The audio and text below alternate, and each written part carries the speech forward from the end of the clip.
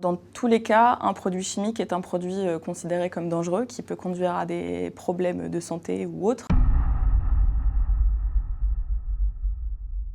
Il y a eu un gros travail qui a été fait de recensement de tous nos produits chimiques. Donc on a pu recenser les mastiques, les cartouches de silicone, les colles, les décapants, enfin les peintures. À partir du moment où on peut remarquer la présence d'un pictogramme de sécurité sur le packaging, c'est pour nous considéré comme un produit chimique. On a quand même une personne qui s'occupe toute la gestion du dépôt et de classer les risques chimiques. On a établi ce qu'on appelle des FDS simplifiées, donc des fiches de données de sécurité simplifiées, parce qu'une FDS ça fait 40 pages. Et donc ces fiches de données de sécurité en fait reprennent les EPI apportés, les conditions d'utilisation du produit, les conditions de stockage, les premiers secours en cas d'inhalation, d'ingestion.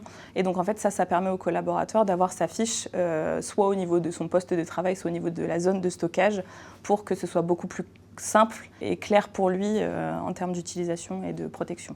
On va déjà regarder ce qu'on va avoir besoin comme produit en fait. Donc on va remonter ça à notre QSE qui va elle nous transmettre toutes les fiches les fiches produits en fait. Et nous après on va les communiquer aux gars. Ça n'empêche pas de faire des rappels, des quarts d'heure sécurité, des petites causeries, surtout en début de tâche. Attention à tel endroit, attention à tel outillage. Sur chaque chantier, ils ont une fiche accueil où justement on détaille tout ce qui est sécurité sur le chantier et ça c'est signé par le chef de chantier et le salarié. On fait systématiquement un accueil sécurité. Donc un accueil sécurité ici au dépôt et également sur chantier. On réalise ce qu'on appelle donc des visites de sécurité pour vérifier que les conditions d'utilisation du produit chimique sont bien respectées. Dans la profession, on est en train d'essayer de réduire les produits CMR, donc cancérigènes, mutagènes et reprotoxiques. Pour limiter les risques des produits chimiques, on essaye de substituer les produits si on peut.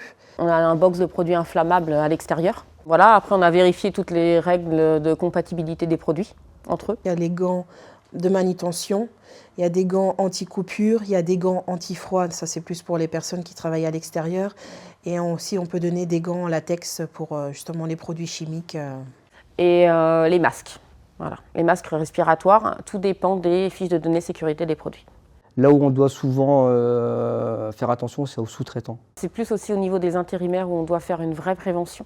Donc un vrai accueil sécurité, il ne faut pas ne pas négliger. La prévention et les messages sécurité qui vont être passés de la part de l'encadrement, de la part des chefs de chantier et des équipes qui se rendront compte qu'ils sont face à quelqu'un qui ne se sert pas bien du produit, qui ne porte pas forcément les bonnes protections et qui du coup se met en danger, c'est hyper important. C'est le sujet le plus difficile à corriger parce que on est humain et qu'il y a un moment, il y a un oubli, il n'y a pas forcément envie parce que les EPI sont parfois contraignants aussi. Comme c'est un risque invisible, c'est un véritable travail de fond en fait à mener pour faire en sorte, c'est comme l'amiante finalement. L'amiante est un risque chimique qui a été longtemps négligé et qui maintenant a des conséquences. Donc il ne faut pas qu'on attende d'avoir des conséquences sévères sur la santé pour prendre en main le sujet.